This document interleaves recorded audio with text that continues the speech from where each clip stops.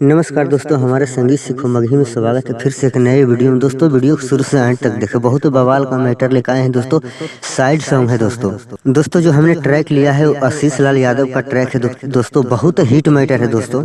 Track इस प्रकार है। काले करबो फोटो आ देखबो दर्द जब हो तो, काले करबो फोटो आ देखबो दर्द जब हो तो, किया गे सुगनी मरबौ नहीं जिंदे अगिया में जारबोगे जान, किया गे सुगनी मरबौ नहीं जिंदे अगिया में जारबोगे जान। हाँ दोस्तों, इसी ट्रैक पर लेकर आए हैं। बहुत ही पावरफुल मैटर है दोस्तों।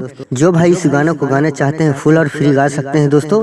बस न्यू ट्रैक बनवाना है आपको और जाकर स्टूडियो में गाना है। बस अच्छा से घर में रियाज कर लीजिएगा और उसके बाद जाकर गाना है दोस्तों। इस गाने को मेल और फीमेल दोनों गा सकते हैं, यानी लड़का और लड़की दोनों गा सकते हैं।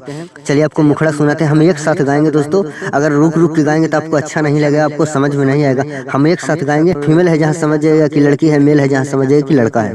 काल है आई तो तोर बरतिया एने उठतौ हमरा रथिया, काल है आई तो तोर बरतिया एने उठतौ हमरा रथिया, किया गे सोनमा झर झर अखिया से लोरवा गिरहौगे ना, किया गे रनिया झर झर अखिया से लोरवा गिरहौगे ना।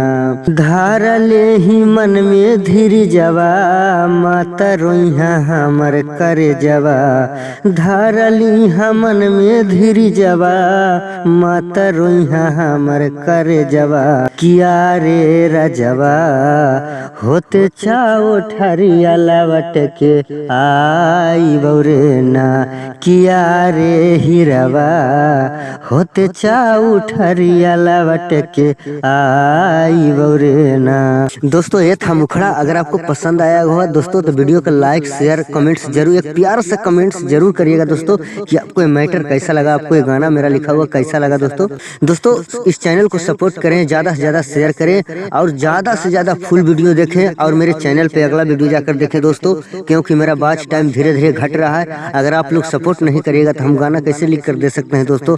आप लोग सपोर्ट करिए, ज़्यादा से ज़्यादा शेयर करिए और पूरा वीडियो देखिए। चलिए अंतरा में आइए दोस्तों। तो जो भाई इस गाने को गाना चाहते हैं फुल और फ्री गा सकते हैं, आपसे कोई चार्ज नहीं लगेगा दोस्तों, आप फुल और फ्री गा सकते हैं।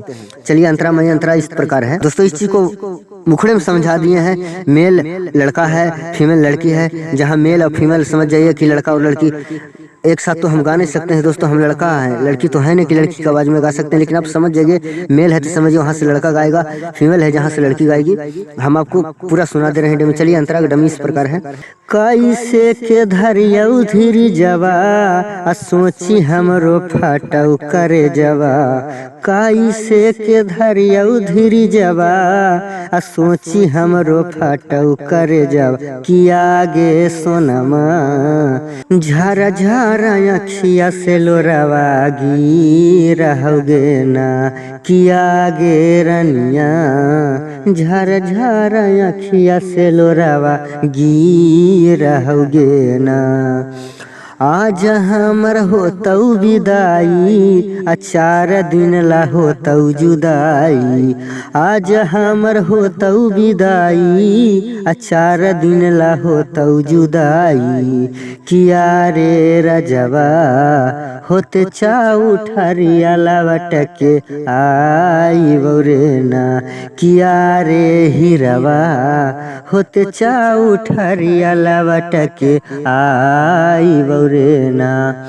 दोस्तों ये पहला अंतरा था। अगर आपको पसंद आया होगा तो वीडियो को पूरा देखिएगा। अगर आपको पसंद नहीं है तो भाई अभी से वीडियो को डिसलाइक करके जाइए। अगर पसंद है तो वीडियो को लाइक करिए, शेयर करिए, प्यारा सा कमेंट्स करिए और कमेंट्स में अपना सलाह बताइए कि ये गाना मैं कैसा लिखा हूँ। चलिए दोस्तों लास्ट अंतरा में आइए। मैं अपना नाम डाल दिया हूँ और अपने दोस्तों का नाम डाल दिए। आपको इस तरह से गाना है दोस्तों, जिस तरह से मैं गा रहा हूँ इस प्रकार से आपको गाना है। यानुज चौहान विकसवा के हाना दिल धड़कनमा, अनुज चौहान विकसवा के हाँ न दिल धड़कनमा किया गे रनिया झर झर अखिया से लोरावा गिरहगे ना किया गे सोनमा झर झर अखिया से लोरावा गिरहगे ना साजल सपनमा टूटलऊ आ बाप माई के घरवा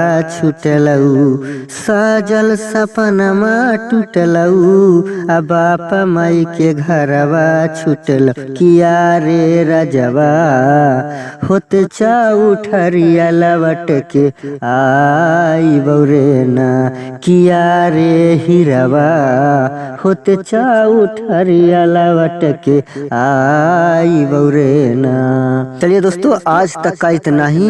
नेक्स्ट वीडियो मिलते हैं, जब तक के लिए बाय बाय, टाटा, जय हिंद, धन्यवाद।